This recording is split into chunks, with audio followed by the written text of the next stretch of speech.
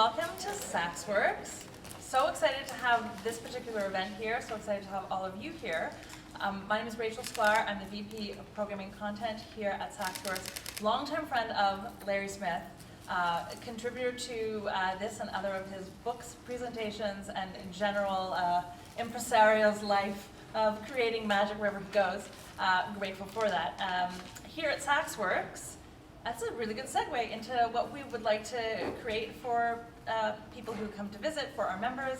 It's a little bit of magic and really enjoying life. This is a space for living, a space for work, but also for living right, for meeting. There is a gym for working out. There is a studio called Body Squad for rejuvenating your body, for people who are big into exercising. I am told that is very important. I aspire to be like them one day, and maybe being here will help. And we have wonderful programming, wonderful people, and wonderful events here. So we like to say it's not work, it's the works. It's SaksWorks.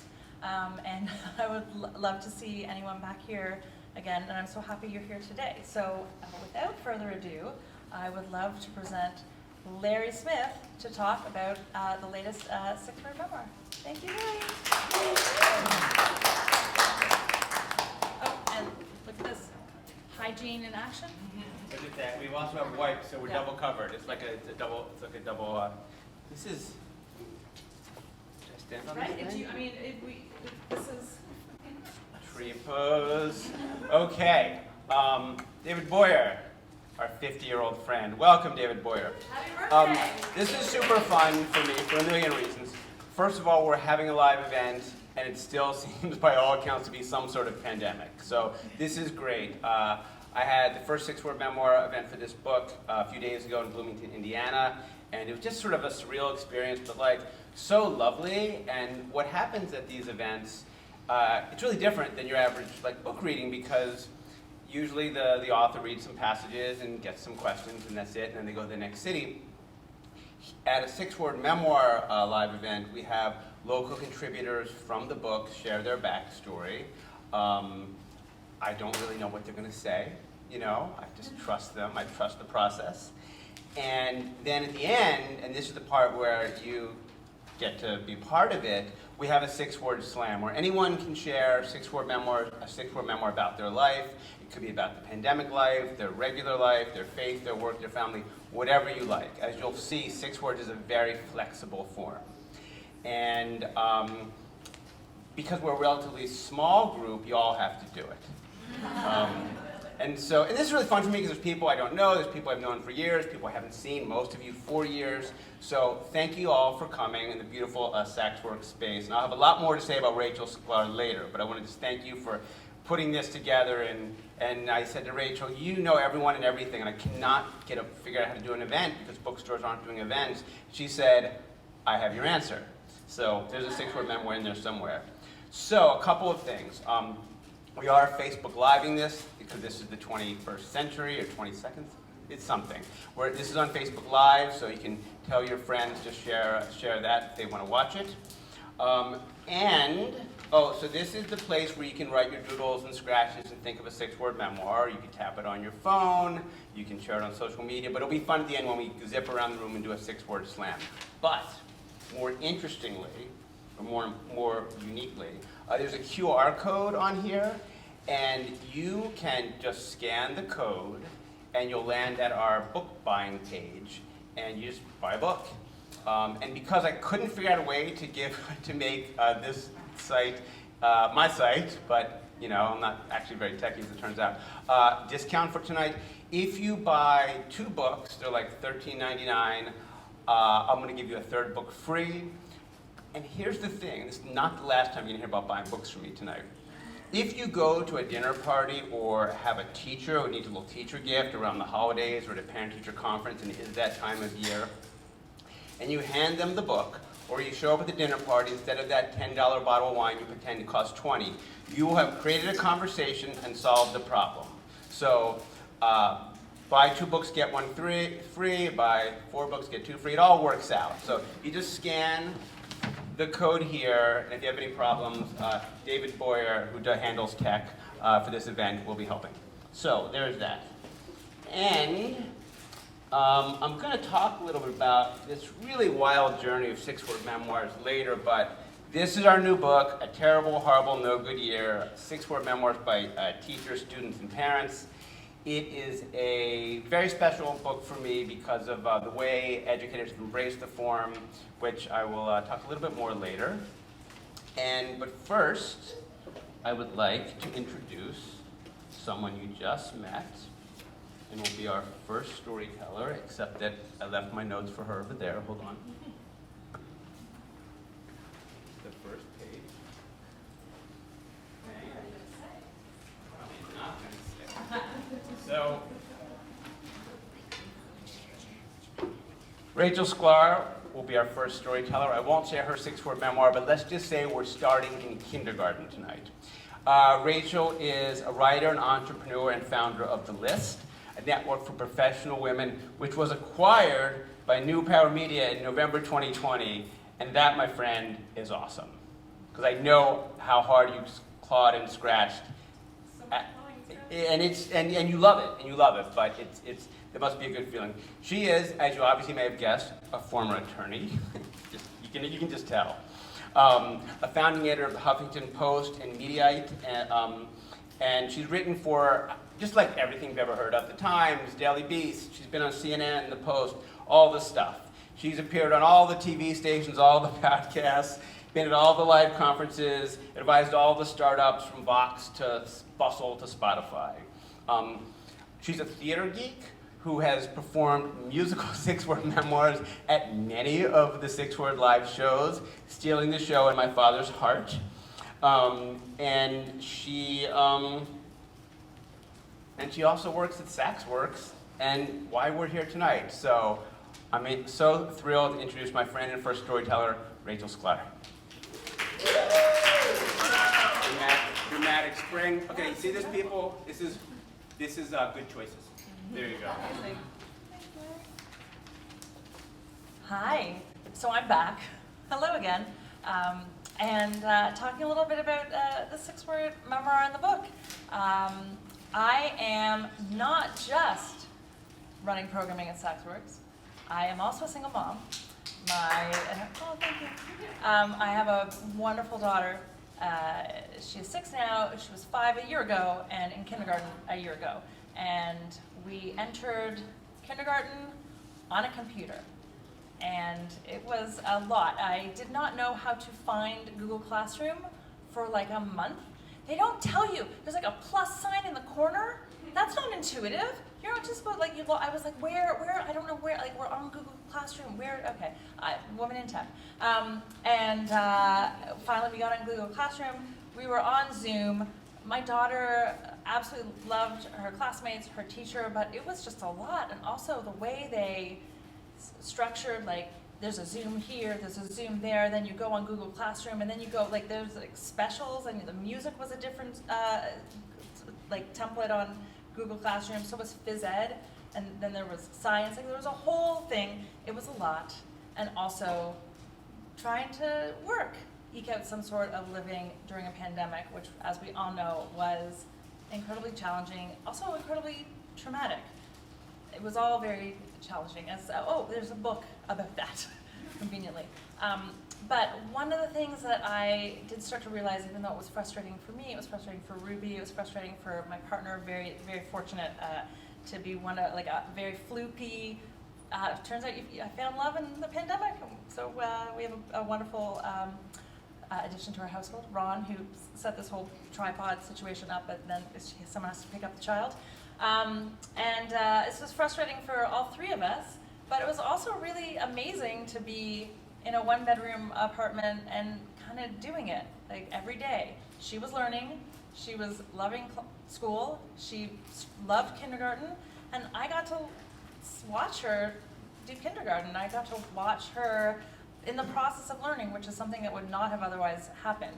And it was really kind of like a wonderful and magical thing. So even though it was incredibly frustrating, there were times when we dropped out of the Zoom, then we couldn't get back into the Zoom, and I was not on top of things in the way that other Pinterest perfect moms might have been. That is a subject for another book, I'm sure. But it was really quite wonderful to be able to watch her thrive and flower and kind of feel like we all were under those circumstances. One of the funnest Zoom kindergarten moments was doing phys ed in our living room, and just like honestly, that teacher was working her hard, and she was into it. She was like, "Come on, Mom, do it also." And I'm like, "Oh, okay." I probably got the best workout I'd gotten in the pandemic during Mr. Milligan's gym time, and it was really ended up being quite special. So much so that this year when we dropped her off for the first day of school, and she had like a little backpack on, and we showed the form that showed that yes, she was cleared to enter the school, and then she like walked up the steps and turned around and waved, and then went into the building, and that was it. And I had no idea what she was doing all day. I was no longer present for a morning meeting. I was no longer singing the Days of the Week song or the Months of the Year song with her, and I was no longer like peeking over her and being like, "Who's that? Who's that?" And or she wasn't like all of a sudden running out to the living room with her whiteboard and markers and like, "Mommy, I don't know how to do this." Like, she was just on her own, and I have to admit, I missed it a little, and I was like, "Oh, I kind of miss having her here and doing the Zoom classroom." And then you know what happened? Be careful what you wish for, because a week and a half ago we got the email that her classroom had been exposed to COVID and that everyone was going to be doing online school for the week. And of course, the primary concern is that everybody was okay. Everybody is okay. But then we had her back, and I have to admit, it was a little bit frustrating, but also a little bit awesome. We were all back at home, and I got to see her go to school again. So that was pretty wonderful. It took some distance from Zoom school to appreciate Zoom school. And so that leads me to my memoir, page 94. Zoom kindergarten, broke us, built us.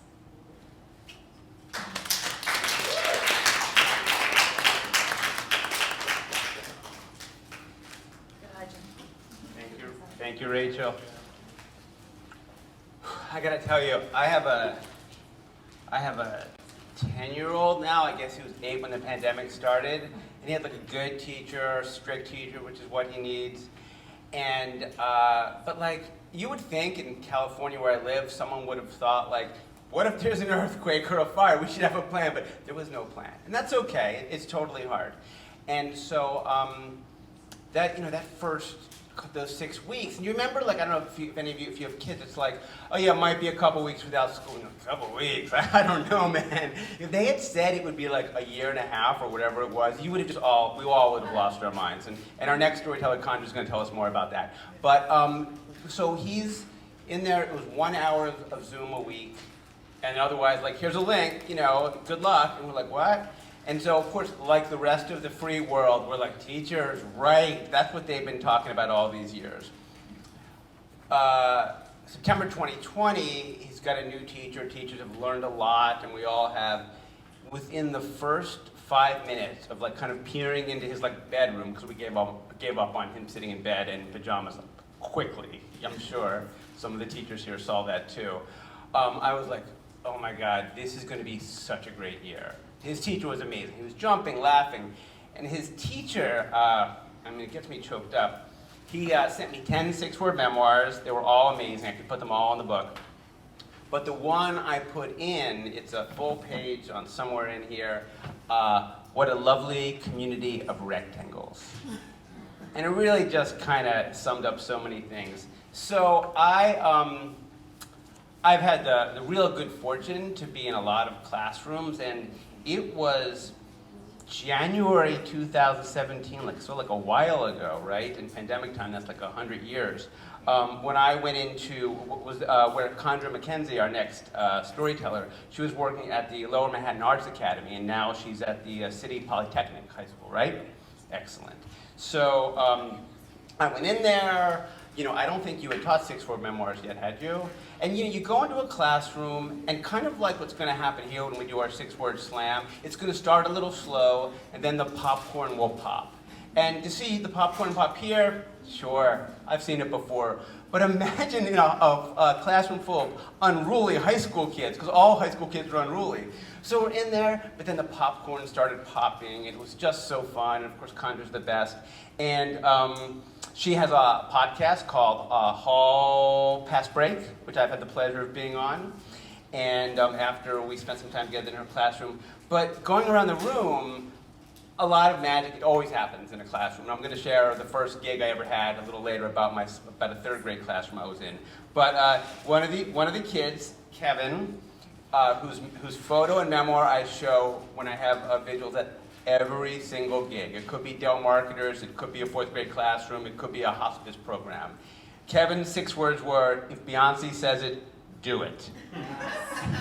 And this teen storyteller was greeted with thunderous applause. So I'm delighted to, of course, when this book got rolling, I emailed Condra immediately, and she not only wrote 6 words, but she wrote a beautiful backstory, which she's about to share today. So come on up.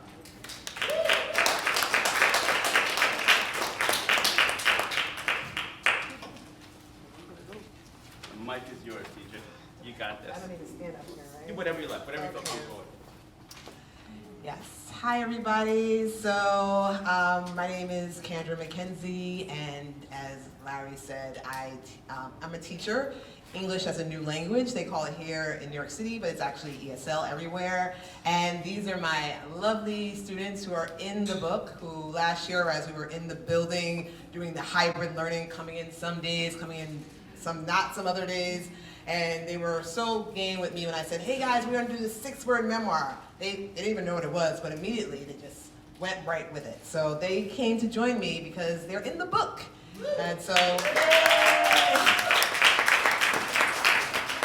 afterwards, after I read my backstory, I will allow them the stage to tell their story.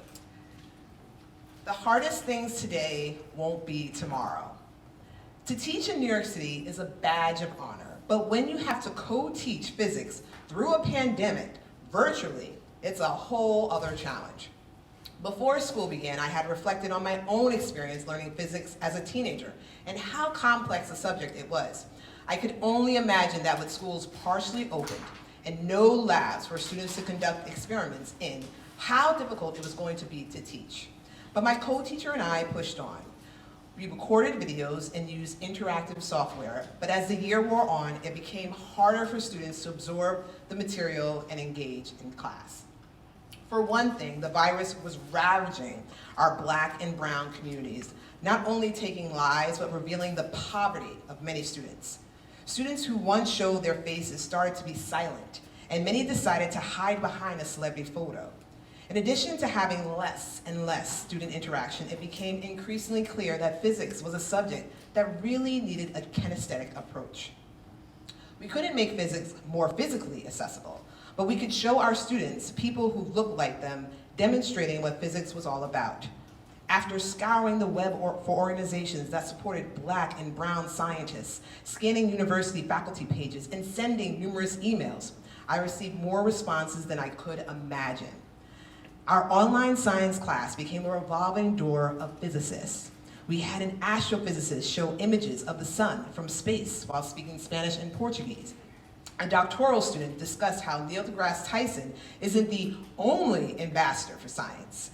Another guest speaker spoke about his Senegalese background and introduced his college-age daughter who is studying physics.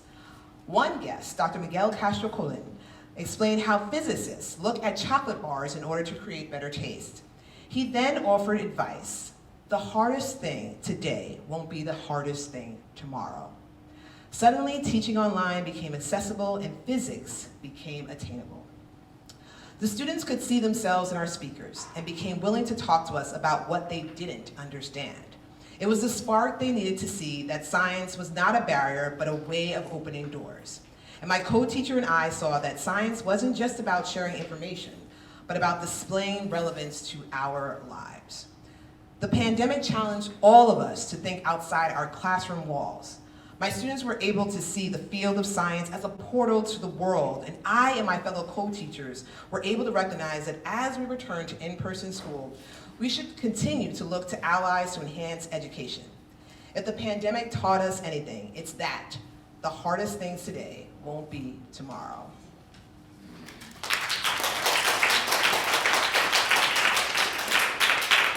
And I forgot to tell you the page, but it's 124 to 125, terrible teacher. And I have one student here who is from the classroom, and so he's going to speak about it, but I'm going to do my duty, so here we go. Hello everybody, you guys can hear me? Yeah. My name is Alpha, I'm 18 years old, I go to City Poly, and I'm a senior. Next year, in June I'm going to graduate.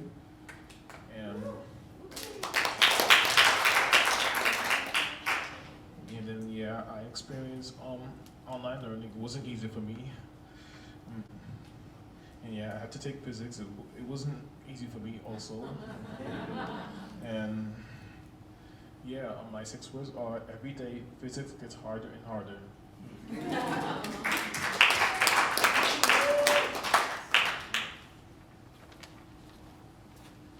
My name is Wilbur Cummings, and I'm 15 years old. When I was in class, I found it really hard to pay attention because I had the choice of not paying attention, which was like, it made me, I'd say, harder because I'm already inattentive, I have ADHD, it's hard for me to pay attention in class. But I wouldn't say I did too bad. I would say I had like around a 3.0 GPA around the time. That's not normal. I'm sorry, I'm bad at speaking in public. So my 6-word memoir is, I thought about giving up, never mind.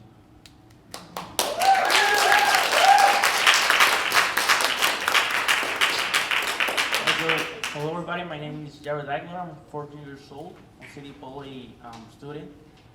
And for me everything was new. I was still learning English at that time, so it was more hard to follow the directions for the online classes and everything. And so yeah, everything was new for me.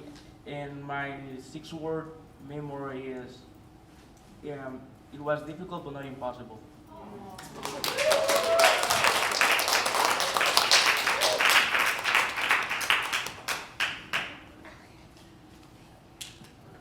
Thank you. And on our podcast, Tundra goes as Miss Mac. Miss Mac and her students, thank you so much. So I want to tell you about my first gig, my first speaking gig. So the first book came out in 2008, and I started Six-Word Memoirs. This is like, we're about to age me. So the story of Six-Word Memoirs was this. In the fall of 2006, I started this thing earlier in the year called Smith Mag, this kind of place where anyone could tell a story. I was kind of like, as Randall knows, kind of like the internet guy at various magazines, POV Magazine, ESPN, Men's Journal, and I was very interested in internet culture. And I thought, well, we're all going to have these tools to tell stories, right? It's getting easier and easier. We all like to tell stories. This goes back to grunting, cave people, and hieroglyphics, right? And it goes to what you'll do tonight when you leave here, a wedding, a birthday party. We're just going to tell stories. You will not remember the cake at David Boyer's birthday tomorrow. You might, but you'll remember the stories you have. So storytelling is the oldest thing in the world, and yet the world woke up to them like 20 or 30 years ago, including advertising. And so I thought, well, we have the tools. Why can't we have a media property that looks professional, nice design, and be told by regular people? Kind of like maybe a People magazine meets the New Yorker. And I got all the meetings at publishing companies. I'd been there. I had this great designer, Robert Priest, and they all said, thank you, no. We don't care about regular people. And then I did what you could do in 2006. I popped it on the web for like free, right? Somebody lent me server space. And it went pretty well. I mean, people liked it. We got a little bit of press. I had no business sense. My business model was web ads. Nice. And right, it is actually quite funny. It's, tragedy equals comedy or whatever. And so my folks are like, how long can you keep this going? You're not making any money. You need help with your health insurance. And I believed in it. And then me and a woman named Rachel Firstlizer, who went to preschool with one of our storytellers, we had this idea of what if we gave that Hemingway novel, that literary legend that Hemingway wrote, a six-word novel, a personal twist. Some of you have heard this in school. For sale, baby shoes never worn. Probably a legend, but it's been decided this was something that happened, and everybody likes an origin story. I can put those 6 words on a whiteboard in a 3rd grade classroom and ask them to create the backstory, and the kids will talk for 40 minutes. They've said things to me like, maybe the baby died, that kind of thing. Somebody once said, this was probably a 5th grader, maybe the writer felt that he grew up too fast. She was like, whoa. So we launched that in a single tweet. Can you describe your life in 6 words? 15 years ago this Thanksgiving. Within days we had tens of thousands, and then eventually I said, can we put some of these in a book? 6 publishing companies said no, we do not want to do that. Most they wanted to be all celebrities or didn't really see the possibility. And HarperCollins said yes, and that just got the whole thing going. So the book comes out, and my nephew, who's in 3rd grade, the same elementary school in South Jersey I went to, brings it in. Now, I did not know that book, which has things about divorce and prison and all sorts of adult things, and also lots of not, regular things, dogs and cats and love and life and all that. But it was not unintense. This was not chicken soup for the 6-word soul, with all due respect to that billion-dollar franchise. So he brings it in, and the teacher gets in touch and says, listen, I had to censor a couple of the pages, but this is really cool. You think you could come in and talk about storytelling with the kids and do some 6-word memoir stuff? So I said, sure. So I ran out of material in 5 minutes, because I'd never done that before, but my father-in-law, who taught 4th grade for 45 years, said, well, you break the kids up into groups and they'll help each other, right? And then this is exactly what they did. And you all can get in groups too if you need help. And so this is the part where even a 3rd grader can do it. So start thinking, people, for the slam. So these kids, they shared their stories. They said things like, life is better in soft pajamas. Little young Zen master, right? Born to be a spy, unknowable. Look mean, be nice to everyone, like mafia code, right? And the one that just slayed me, and also had me thinking, we might be onto something here. So I'm like, okay, honey, what's your 6-word memoir? And she says, Mr. Smith, it is 9 years stacked within my soul. And you don't know whether to call the guidance counselor or the New Yorker, It was just and so, but here's the crazy part. They sent me this little book. Not quite what we were planning. Mrs. Nixon's 3rd grade class, right? Mrs. Nixon's still there. So, okay. So, that happens, right? And then, 15 years pass, okay? Our 10th book comes out. And I have in the intro a cover of that book and a cover of our first book. Noah, my nephew Noah, 8 years old, combed hair twice. That was his 6-word memoir. And they're mean, but I love them, right? So Noah is now a student teacher in Boston. So crazy story, also really helped me figure out the intro. And here's the crazier thing. I mean, a lot of you know I've clawed and scratched my way through this thing. We've had good years, we've had bad years. I've had employees, no employees. It's really been a journey, but I did stick with it. And on the last page of this book, it has a little QR code that takes you to a way that any teacher can get our classroom kit, which is free, and make their own 6-word memoir book.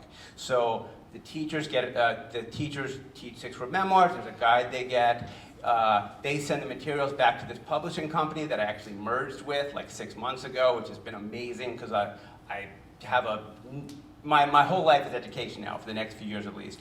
And we send them back a book, and the parents buy books the way they buy class photos. No money is exchanged except the parents to us, and the teachers get a free book, and 10% of every book sold goes back to the school. So it's just this amazing journey of 15 years ago to today. And so if you have the teachers in your life, tell them. Because, I forgot to do, you have the greatest quote ever, which I post everywhere.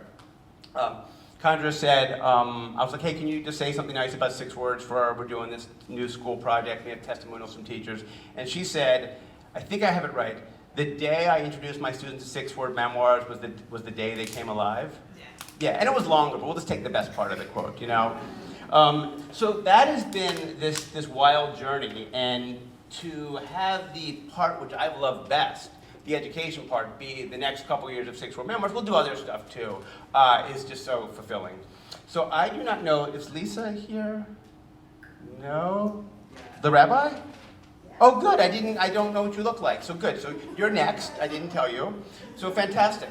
So, all right, so I'm about to introduce you then. So Lisa Gelber, I don't even know how you found, I mean, people come to the site and are in books. I don't know 97% of them. I know like a good chunk of this crowd. But Lisa shared a 6-word memoir to this new book, which she'll tell you. She's a rabbi, a fierce mother, a marathon runner, a spiritual director, a breast cancer survivor, and a Peloton enthusiast. She serves the congregation Habonim. Don't let my last name fool you, I'm Jewish. In NYC's Lincoln Square. Her journey to parenthood, and I didn't know this till you emailed me your bio yesterday, is profiled in the Emmy-nominated documentary, All of the Above, Single Clergy Mother. That's a 3-word memoir, but we're about to hear 6 more from you. Welcome.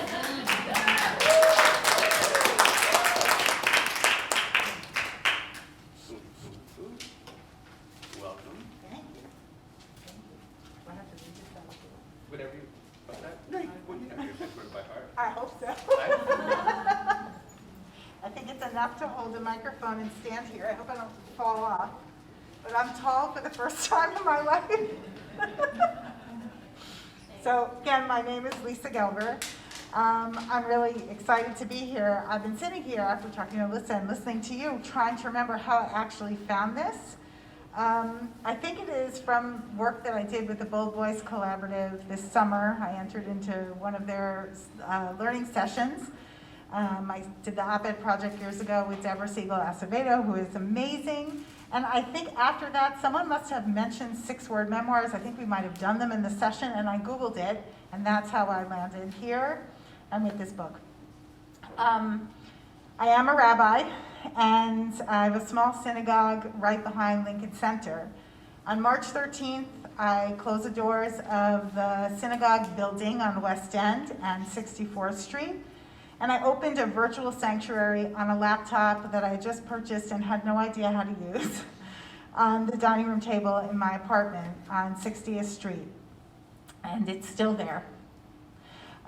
With my child, who was also studying, on that dining room table. So we had synagogue, we had breakfast, lunch, dinner, breakfast, lunch, dinner, snack, snack, snack, snack, snack. And 5th grade, which was a little bit hairy.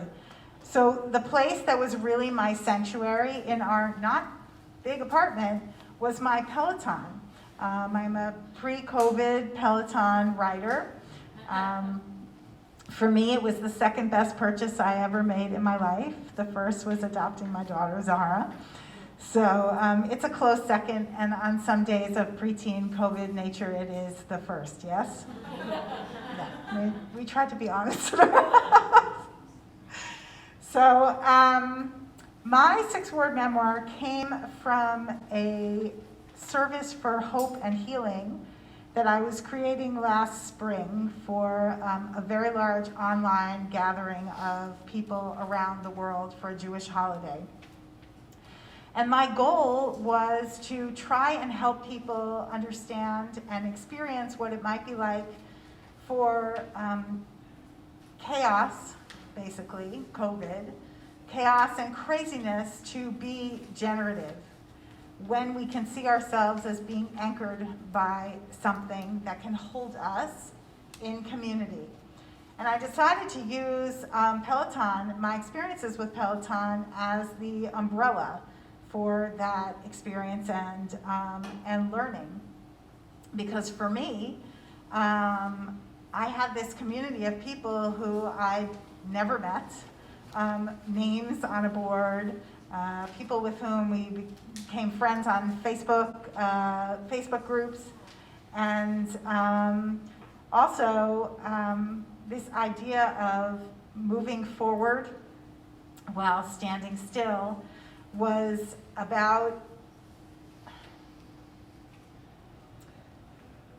really feeling that in the worst of times, we could still feel creation happening within us, transformation, metamorphosis, and change. And we didn't have to be going somewhere. We didn't have to be getting on a train or getting on a bus or even going to school or synagogue or church or anywhere, that we could just be still. And so I submitted this idea, this plan to this group, my union actually, and got a note back saying, this is fantastic, we really want you to do this. I was excited. I was working with a colleague of mine who I'd worked with when she was in school. She was in Florida, which can happen, so we're on Zoom in New York and Florida and creating and collaborating and running this service. But a few weeks later, after it was accepted, not surprising to me, I received a note saying, listen, we thought about this. You can't use the Peloton idea. And I said, in a way that felt against my grain, but I think what I really learned from that moment was that it really was true to who, my response was true to who I was. I just hadn't realized it until then. I said to them, that's great. You don't have to use what I presented, but I'm not doing it another way. This is what I'm doing. This is what I've been playing with, and if you don't want it, I mean, they weren't paying me, you know. If you don't want it, it's okay. You have plenty of other people. I'll take it down the street to the place that I've been teaching at for years and years and years. So I got a note back, oh wait, no, use Peloton, don't worry. And really what I wanted people to be able to hold and to experience was that movement, and stillness live in the same hands, and they live in the same heart and the same body and the same mind. And out of that came this attachment to, under the umbrella of Peloton, the idea that the wheels spin and something is happening and generating change, but we can just sit on that seat and be where we are and how we are and who we are, and whatever else crazy is going on, that's what's happening. And somehow we're going to go from being in that cocoon to coming out of it and being the butterfly. So my six-word memoir is moving forward, standing still, Peloton spins.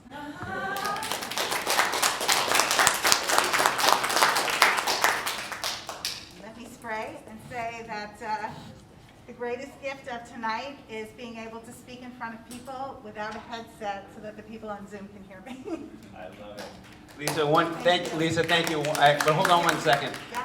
Rabbi, I believe there's something missing in your life, which is the 6 Words Jewish Life book. Oh, There you go. I'm going to teach this in the spring. There you go. Want to come meet with my students? I don't know who they are yet, but we're going to do it. I pretty much do anything for 6 words. Okay. So speaking of Jewish, Amy Rothberger, show yourself. Where are you? I'm part of this entertaining little Jewish cult called the Reboot.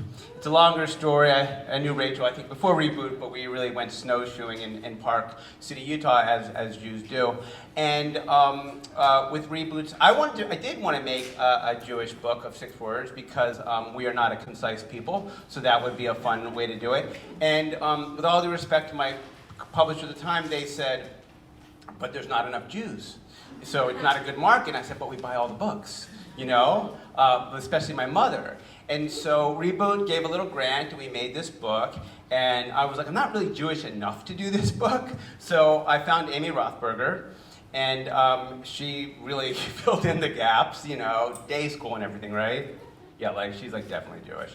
And so, honestly, it's probably page for page the best book.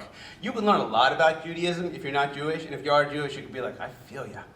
And one of the most remarkable things to have come out of that book was a marriage. And here's what happened. So we're sitting in our shared office space, somebody else's office space, like looking at all the submissions and picking them in. She's like, oh, that's actually good because it's a take on a Jewish prayer. And I'm like, thanks, click, let's put that in. And this one came in and I read it and it said, yidle, didle, didle, didle, tuna fish. And I looked at Amy and I said, is that a friend of yours? She said, it is a friend of yours. It is a friend of mine. I said, I have the guy for her. Our friend named Jeff Newholt, a.k.a. Ja Furry. You just kind of knew. And they were married years later. So that's a six-word marriage. And about my t-shirt, I was at a wedding. I have lots of Six-Word Memoir t-shirts. I wear them to start conversations. When my son was born, I had one, so much crying, the baby too.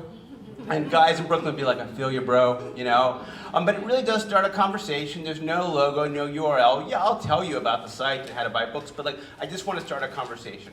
So I'm at this wedding a bunch of years ago, and this woman I didn't know was like, we're talking.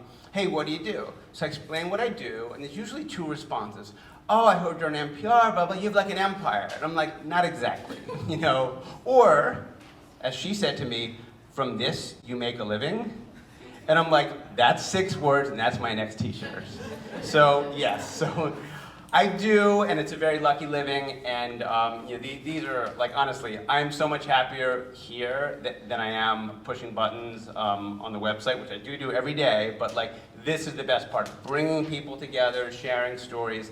And our next storyteller is, you can have favorites. Cleo Massacourt, right? Courtmas is found on page 67. I'm going to tell you a little bit about Cleo, and she's going to tell you a little bit more. She is 10. She's in 5th grade, like my son. She lives in Brooklyn, and she is often on she's on the kids' rock climbing team, and her hobbies are aerial trapeze, ask her what her moves are, photography, and no-shock poetry. She likes dogs, bubble tea, graphic fiction, and documentary movies, and African dance, too. I knew I would like Cleo from the first 6 words I ever heard from her in text, which she will share for you now, and a little bit more. Come on up, Cleo.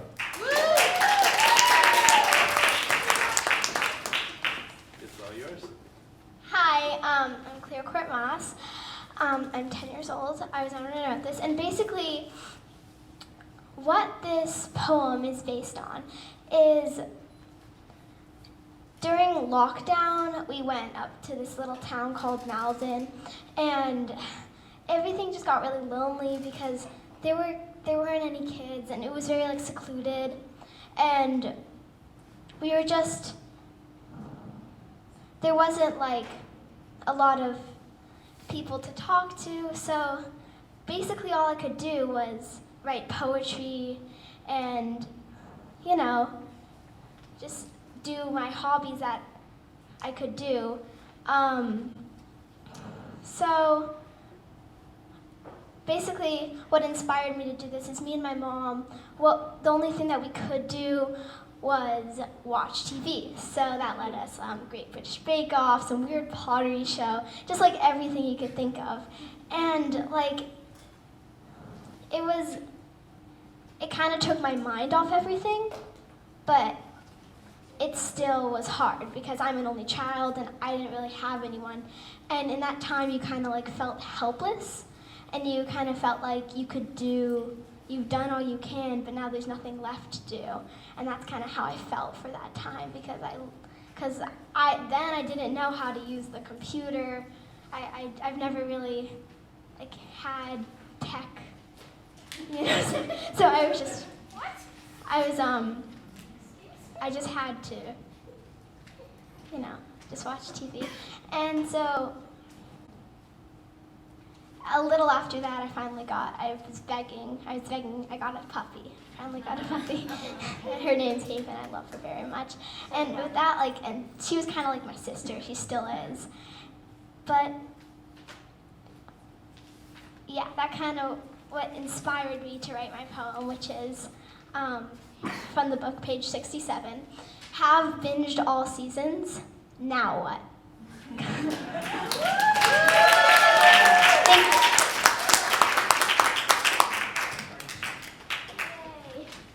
Cleo, the future is bright, kids.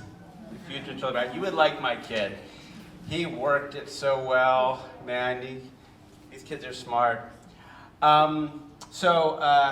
Jester Currency Hines came to me seemingly out of nowhere, but it turns out Rachel Firstleister, who started with me, was in preschool with her, so the world is small. And Jess is a director of the Bard High School Early College at Queens.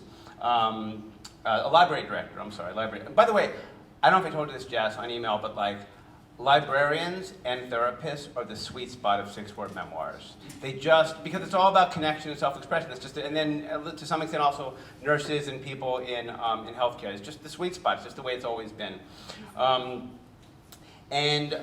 She is currently completing a novel about queer graffiti artists in post-9/11 New York. And she wrote a lovely essay, which you can easily look up, in a little column in the New York Times called Modern Love, called "Oh Dewey, where would you put me?" Which is awesome. Was that your headline or theirs? That's, well, still, yeah, it's still pretty good, yeah. You know, Jess, like a lot of people, just came to the site and shared 6 words, and I'm really honored to have a librarian here, and come on up.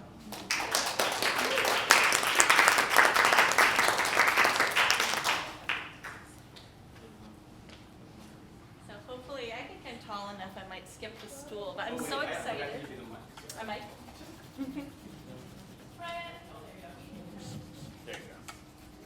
Okay, how's that?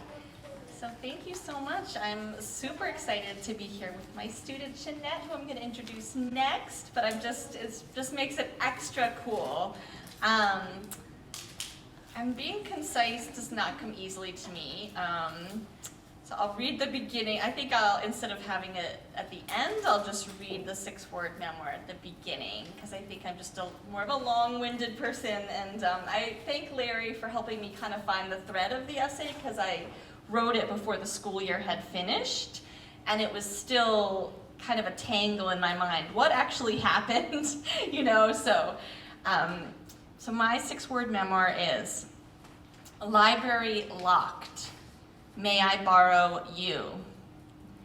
As a school librarian, I think the moment that the pandemic hit me the hardest was when my dean, Laura, said, "The library will be locked all year. No one will be able to borrow books."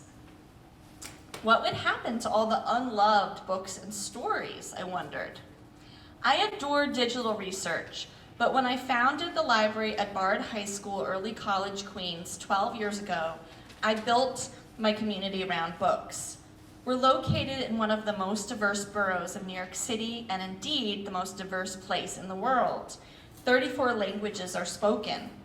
When I returned in September 2020, returning as a virtual librarian after maternity leave, I was desperate again to get books into students' hands and bring us together again.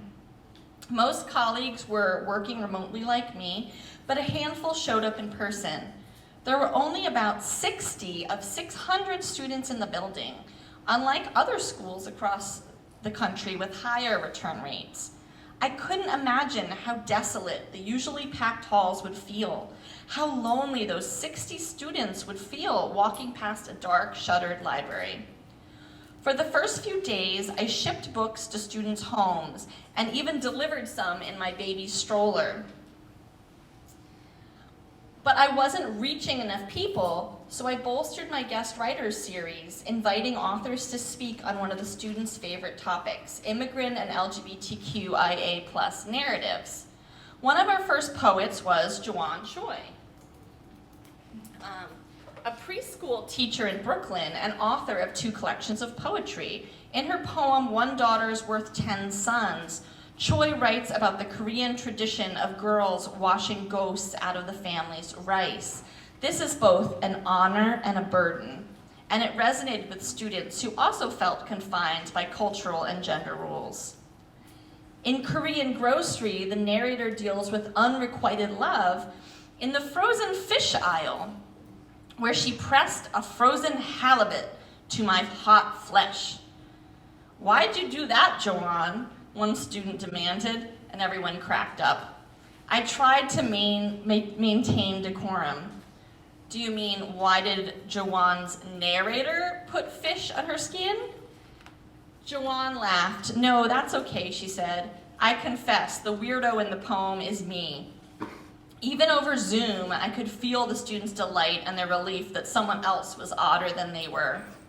Luke Danny Blue, who uses the pronouns they, them, is the author of the forthcoming short story collection, Pretend It's My Body, and zoomed in from Alberta, Canada. After we read a story in which a trans person crosses the country in a Greyhound bus, my student Jay read his meticulously crafted question from the chat. You and your characters seem to thrive and dream of uncertain circumstances because they hold so much possibility. Yet very often in life, we are disappointed and miscalculate the trajectory of our paths. What would you say is your margin of error when it comes to dream versus actual trajectory? Do you remember that? Blue, who was so stunned by the question, all they could say was, whoa, I feel so seen by that question. I'm gonna have to think about that one. There were many moments when authors felt exposed, when a question brought up something almost too personal, and they usually pushed on and answered anyway. And I've become more open too.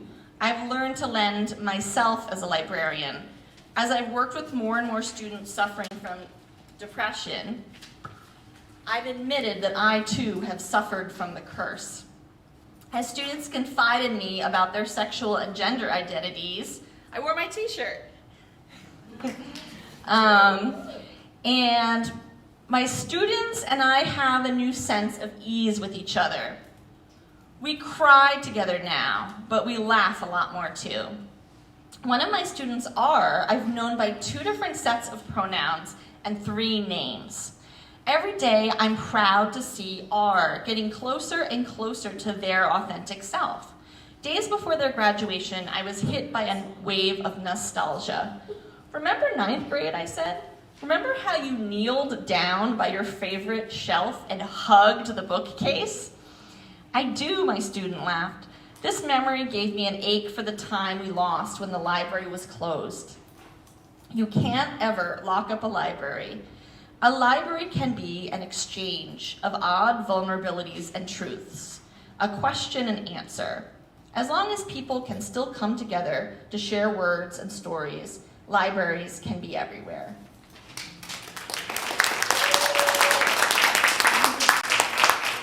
And now I am so pleased to introduce my student, Jeanette, one of the brightest spots of virtual Zoom teaching. Jeanette has just such a quiet power to her, and her words are carefully chosen, and she's so eloquent, and her stories are just fantastic. And hearing all of the different authors come to the guest writers program, her many stories kind of unfolded throughout the semester, and I got to learn about who she is as just a fantastic person and student. And welcome, Jeanette. Year 2 at Bard High School, Early College, Queens.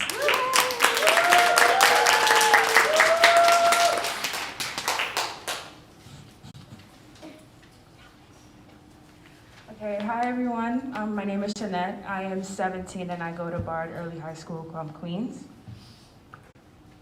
My 6 words are, just imagine being a Black woman. So social isolation was obviously new for everyone. As an introvert, I didn't think I'd be heavily affected by it, but I was totally wrong. The idea of not having the option to go outside bothered me. Not being able to hang out with my friends and being stuck inside 24 hours a day started to affect my moods and behaviors. But even apart from that, I did miss school. Sleeping in, not being sent on errands, and binge watching Netflix is fun and all, until it's the only thing you could do for an entire year. At some point, you get tired of these things and start learning and thinking more about yourself, who you really are, and what's really important to you. Being stuck at home for all that time forced me to start to pay attention to what was happening in our world, specifically the Black Lives Matter movement and the great injustice that the Black community has faced for a very long time. It's sad to say that it took me being stuck in my own home to make me more attentive to all the world-changing events that have been taking place. Being stuck at home, my family at the beginning of the pandemic gave me both an understanding of the movement and a chance to learn about my parents' and siblings' perspectives on the BLM protests. My parents are very traditional, and so they weren't very passionate about the movement. In their eyes, everyone was at fault. The Black community, the cops, the government, everybody was doing something wrong. Part of me agreed with my parents. Still, I had to keep in mind that my parents and I belong to different generations. We find different things important. I started to learn more about the history of the Black community and more about what we've been throughout the years. My younger brother also started to learn about the issues, and we were able to discuss them. One of the reasons I'm looking forward to getting back to school is because I can continue to discuss these things, and as a Black woman, I'm learning that being silent isn't going to help the cause. The pandemic has been rough on everyone, and it seems to me it's been even rougher on communities of color. But if there's a silver lining to the pandemic, it's now that I can see that the lining is actually Black.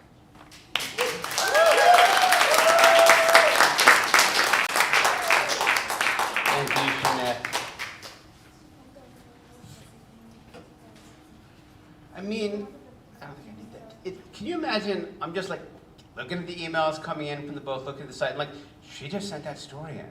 You know, like what a great job I have just to receive these stories and then to just put them in a book, and we barely touched your piece, you know, it's great. Thank you so much for that, Jess, for, you know, I didn't even put you two together until I'm like, wait, they're both from the same school, that's interesting. So this book is, with each book of Six-Word Memoirs, I try to add a few more layers to kind of keep it interesting. So this book is, all the books have had, after the first few books, we started adding illustrations. So I'll share a couple illustrations. You won't really be able to see it, but if you get the book that I mentioned, 3 books for the price of 2, supporting teachers and the work we do here. So my son did an illustrated Six-Word Memoir. Finally, I can mute my teacher. And next to him is Bean Chandra, my son's 10. Bean Chandra was 10 as well. Hand sanitizer scarred me for life. Whoa! The kids are intense. And as I've learned, like, honestly, all kids say the greatest things. Like, once you've been in classrooms, like, it's all true. You know, it's amazing. And so this book also, I started doing backstories a few books ago, and some people say it's not pure, but too bad. I'm a benevolent dictator. And this book has probably 15 backstories, and they're all called lessons learned. And the rubric was they would all be by teachers. But then we made a few exceptions. So Jeanette's came in, I'm like, yeah, we gotta run that one, you know? And then I knew about something that my buddy Randall Lane had done, and he'll tell you about it, and he's a teacher in many ways. Randall, I'm gonna end with my Six-Word Memoirs from me and Randall. But Randall is best known, I think, for his contributions to the 6 Words About Work book. You know, a lot of people, that's like right there in the Wikipedia page, which he wrote, add value, otherwise you're a commodity. And having worked for him in many iterations, that's absolutely true. I think he inspired my own, which was find a mentor and listen closely. That's mine in this book. And we're redoing this book because it came out 10 years ago, and as some of you may have found out, the work world has changed. So we're going to reissue with about maybe 30% new memoirs, so you will follow us on social media, and we'll tell you about how to do that. So a little bit about Randall before he's our final storyteller, and then we'll have a quick round-the-horn 6-word slam. So yeah, the workbook, we could stop there really, but I'll tell you a little more. When he's not a camp director, he's about to tell you Randall is the chief content officer at Forbes Media, the editor of Forbes magazine, and he splits his time between CNBC, Davos, and tonight, SaksWorks. My 6 words for Randall are, sometimes my boss, always my buddy. Tonight's final storyteller, Randall Lane.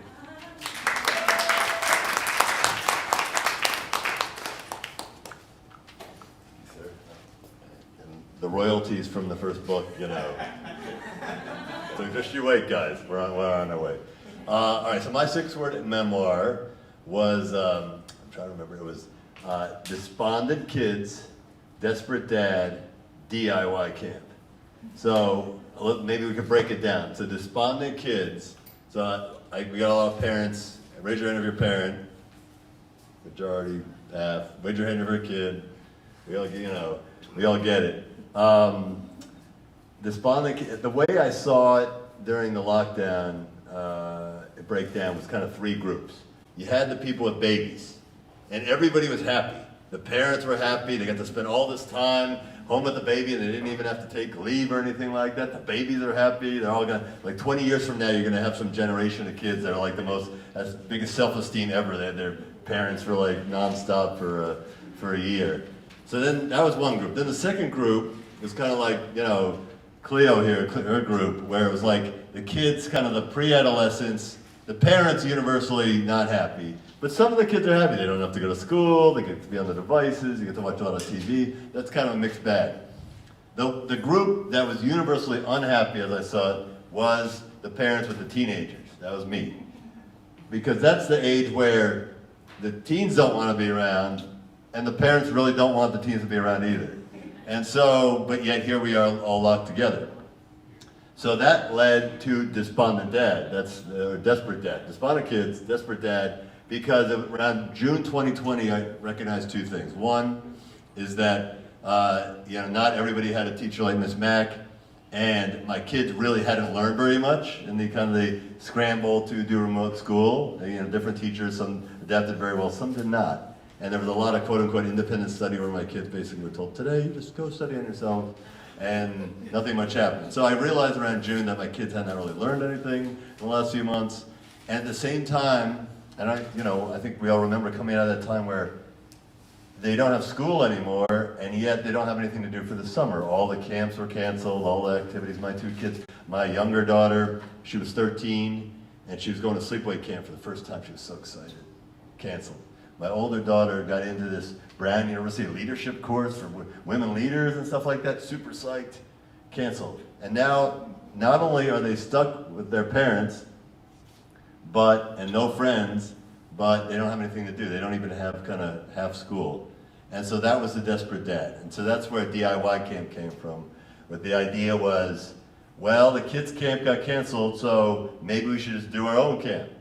And who better to do, a girls' camp than divorced dad? Nothing says, who went to Boy Scout camp where we used to sleep in a tent, and we actually shot 22 rifles. They actually had a rifle range, which I don't think would happen anymore in most camps. And we just basically sat around and didn't shower and kind of burped all the time. So that was my experience with running, in terms of my background running a camp. But I figured, how hard can it be? So what I'll do is I'll take my daughters, have them invite all their friends, and we'll just do our own camp. We'll do our own little DIY camp. So a couple steps. First step was I need some counselors. And I went to where any good camp director would go to get some counselors. I went to Craigslist. Put an ad on Craigslist, and the first ad was math tutor wanted. And the reason I wanted a math tutor is because not only could we have camp, but it could be like math camp, and the kids can make up all the stuff they didn't learn over the last few months. So I thought, all right, let's see if this is an idea, because who wants to go, because we're going to do this real, we're going to do this in a total quarantine in a bubble. So who wants to go live with a dozen girls and some divorced dad for a month? Let's see. And I actually got about 100 responses. Which, Craigslist, man. And yes, about 90 were your typical Craigslist pervs. But there was a PhD professor who was like, I'd love to do this, and et cetera, et cetera. But I was very intent that I wanted a woman math teacher. I wanted to model STEM education for the girls with a woman. There are a lot of male math teachers. I want a woman. Found a woman who's a New York City high school teacher. Did math SAT tutoring on the side. Perfect. Done. Interviewed her, hired. Even better, she had a boyfriend. And the boyfriend used to run orientation at his college. So I'm like, good, you could be the activities director. Perfect. And they could share rooms. I don't even need that. So hired them both kind of tentatively because I still didn't have counselors. So that was A. Second, where are we going to do this camp? And I know you'd be surprised, you go on Airbnb, but the guy with 12, kind of bouncing off the walls, teen girls is not the biggest commodity on Airbnb. Nobody's like looking to rent their house to just a giant group of teenagers. So, and especially because I wanted to be on a lake, I didn't want to, I wanted it to be a real campy camp. So I wanted I wanted to be in the woods and I wanted a lake, and I had that both. That kind of limited the choices. I finally found somebody where I didn't quite say we were doing a camp, I said, maybe, oh, we're taking a few of our kids up and, kind of nuanced it a little. She said, okay, fine, will you pay the full rate? Yes, pay the full rate, done. So we got the place. The third hurdle was the parents, because now that I had the counselors and we had the camp, I needed to I needed to convince all my daughter's friends that, like, the divorced dad and the Craigslist counselors was a good place to park their kids for a month. So went down the list. That actually turned out to be the easiest. First of all, the parents were like really thrilled, like, please take my kid for a month. We had, I had so much time in quarantine. Basically, I thought everything, a lot of time to think everything through. No problem. It's like, what are you gonna do if some kid gets hurt? Well, I had the boyfriend had to take a Red Cross course, so now he's a Red Cross. So he was also the camp doctor.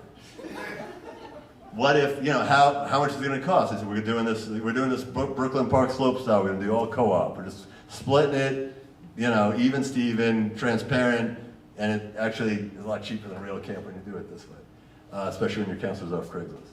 So, that answer, right down the line. They love the math teacher. They love the math acceleration. They love being on the lake. But the best part was I said, and there can be no devices. No devices. And everyone's like, yep. So you say, you got them. So the kids show up. First day was all August, the whole month of August 2020. Kids show up, and we had a few problems. For the first 3 days, basically, first of all, none of these kids had seen another kid for like 4 or 5 months. So first they were all freaked out, and they were incredibly excited also.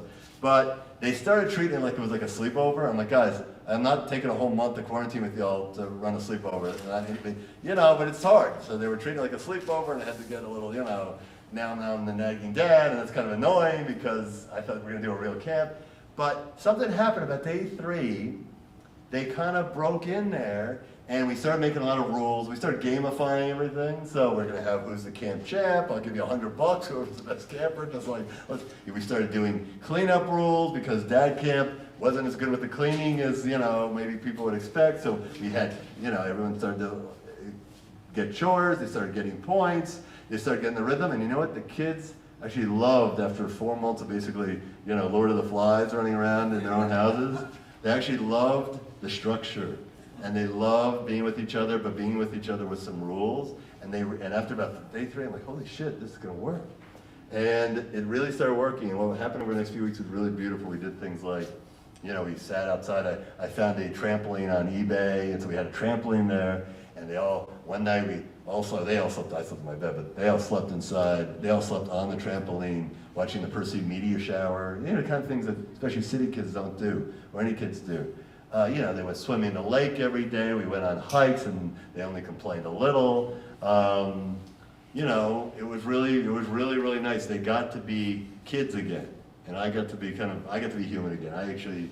All of us, I think, felt very human again.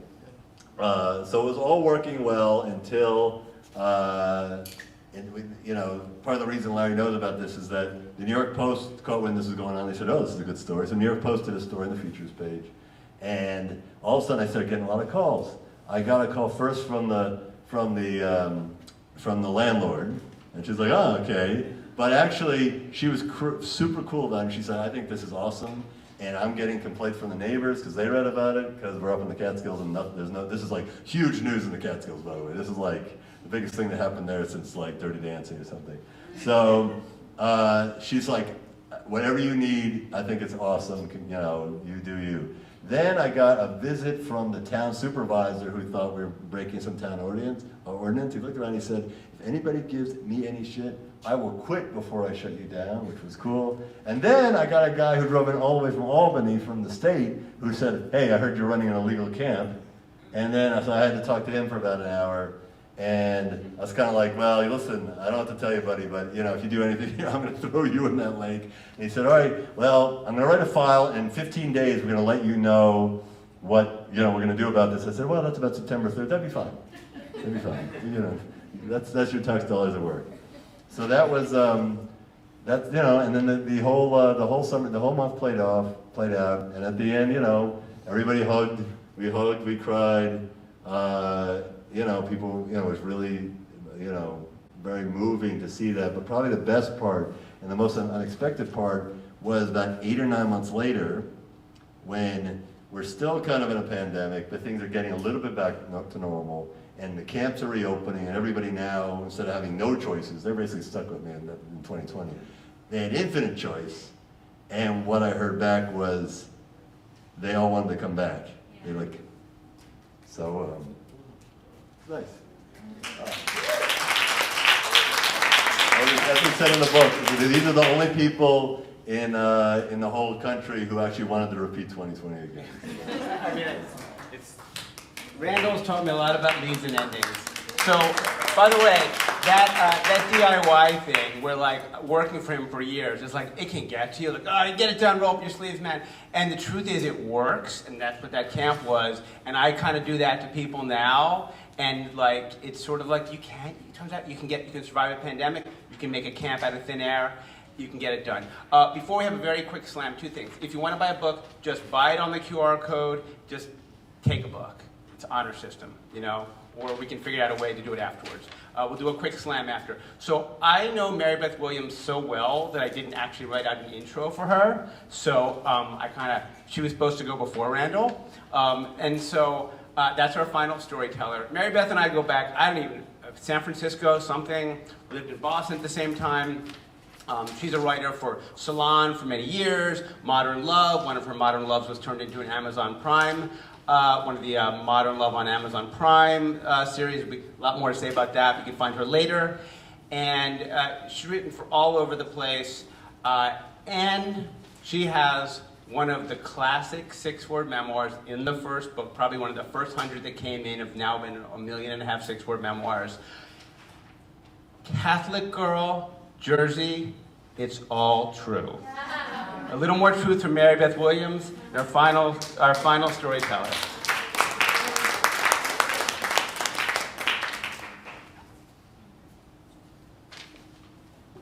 Guess I was supposed to go on earlier. So, Larry Smith, great guy, forgetful sometimes. Hi, I'll make it short because you all just want to talk to each other now. So I'm really good at being in school. That's one of the few things I've ever been really good at in my life. I am that person who seeks approval from adults and really, really works hard to get it. And my therapists all know all the backstory about that. So I was a really good student when I was young, and now I look at you guys and I see what you have had to go through this past year and a half.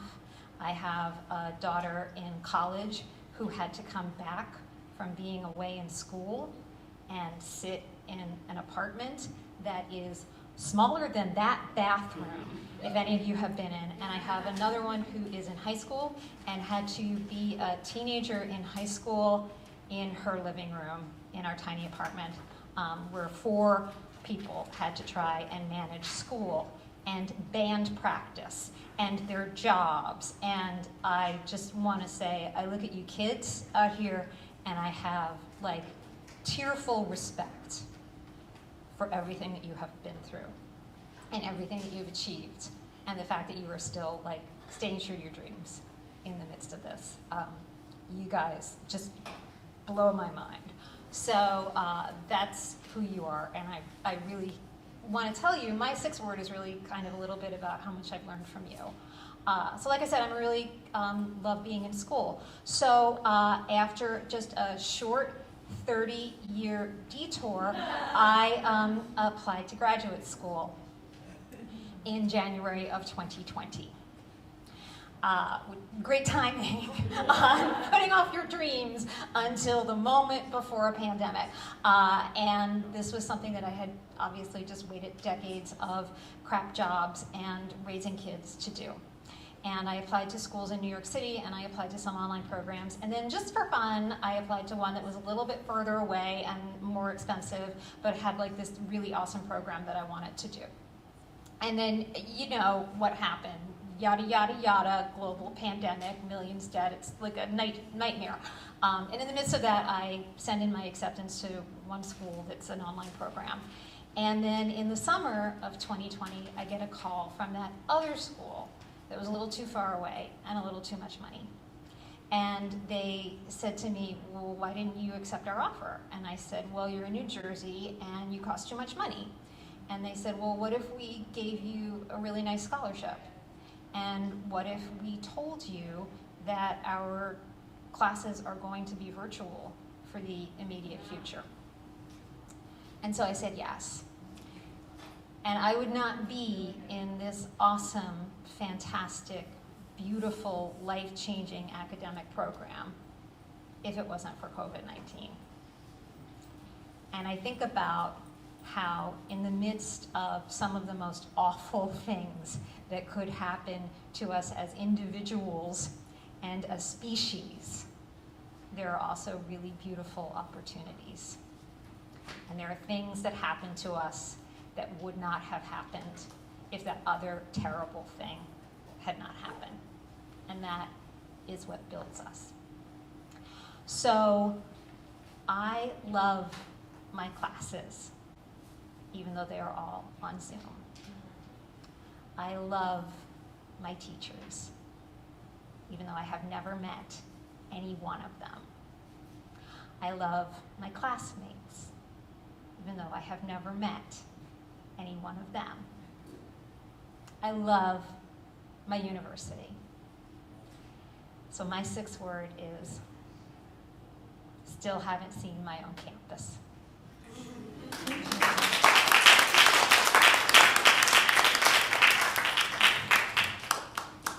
Very bad. We go way back. We'll do a super quick slam. I will just come around. Don't do a backstory because we got to go soon because the good people at SaksWorks also want to go home. If you would like to share a 6-word memoir, raise your hand and I'll come find you. All right? Let's do it. How many are you allowed to share? Two. Okay.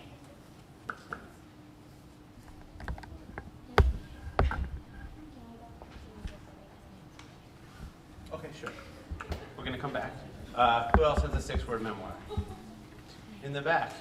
You can just take the maybe phone out and just point it, right? I'm a little nervous to do You, that. sir, in the red hair. Never wear just tunic on Zoom. We'll be sharing the backstory a little later at the bar. Okay, who else? Quick. Slam. Here you go. Spray. Commuter extraordinaire, 6-hour daily vacation. Thank you. Mother of Cleo. Mother of Cleo, Alice Court. I have 3. I just read them. Well, 2. Changed myself by only reading women. And then I'm an endangered species, a journalist. Thank you. Yeah. All right. Z has no dog. It sucks. Then my daughter wrote, she's Z. Don't have a dog. Why? COVID. No dog. Big problem for me. There's a theme in our house. There's a fair amount of pets in this new book. Danny. Fired editor, evicted, wedding postponed twice. Oh, well, we'll look for a happy ending at the next book reading. Okay, Amy. So shout out to all of the parents in the room. For the last almost 2 years, all I've been saying over and over is, so glad I don't have kids. And then, no, it's just like, I can't do what you all are doing. And then, Marianne, you talked about how COVID opened up things that you never would have done otherwise. So for me, mine is abandoned sourdough, found gluten-free partner.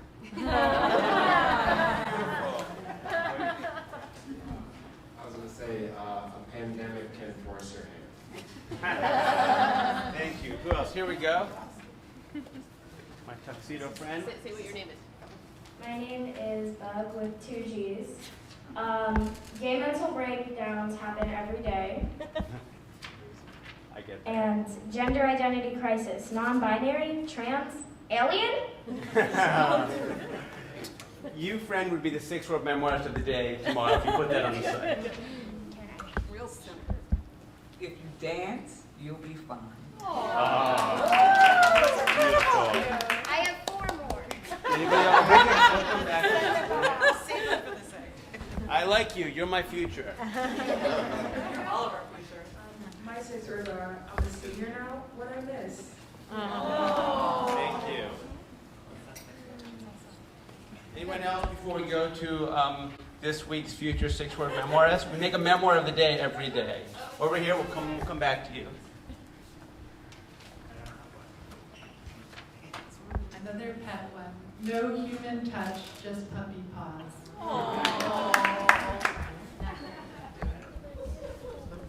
All right, my friend, we're going to end with you. Bring it, and come up here in front of the camera. Facebook Live, our last Six-Word Memoirist of the day. Bug with 2 G's. Too much YouTube and makeup. Help. Let's leave it on YouTube. All right, thanks Facebook Live. Thank you all for coming. Thank you, Rachel.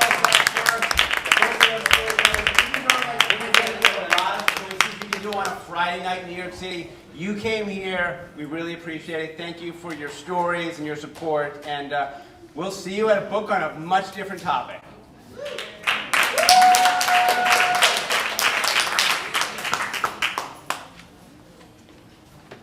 Thank you so much for coming. What an incredible evening. I feel so lucky to be able to share this with you, share this book with you, this night with you.